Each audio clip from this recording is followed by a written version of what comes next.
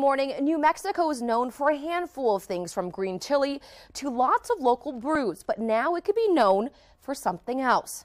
Bigfoot. Just a few years ago, researchers shot this video on their infrared cameras. They claim they caught a creature in the Jemez, but they are not the only ones who think Bigfoot is in New Mexico. Today, leading expert Dr. Jeff Meldrum will be in Gallup talking about his findings. He'll also show video of the creature on the San Juan River. He'll be joined by New Mexico naturalist Rob Kreider, who believes Sasquatch was in the Sandias in the 90s. Now, the two will have lectures at UNM's Gallup campus, along with audio recordings and much more.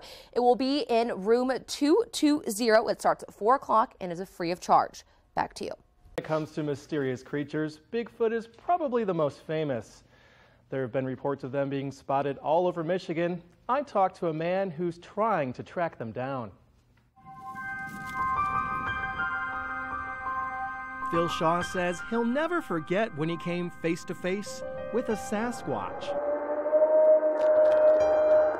It happened 10 years ago during a trip through Nova Scotia, Canada. There was a bunch of trees, there was an opening, we saw somebody walking, but it did not have any particular clothes. We looked at each other and said, yeah, we saw a Bigfoot. Since then, the man from northern Michigan has been on a mission to find Bigfoot. There's really no question in my mind that these animals are not only all over the world, they're right in our neighborhood.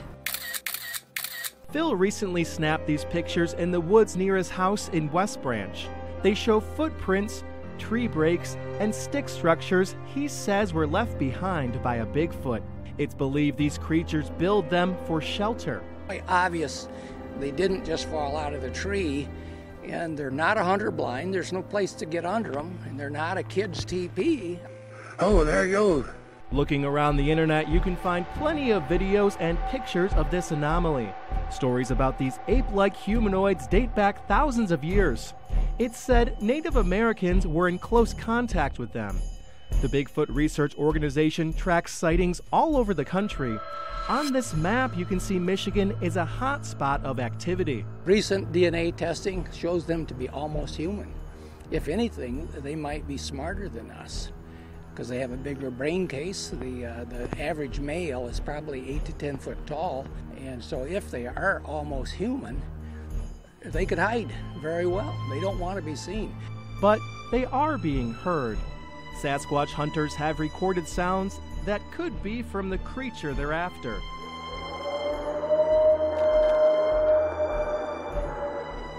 Phil says the truth is out there.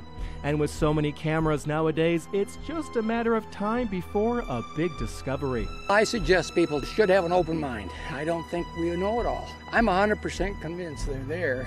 The question is, what are they?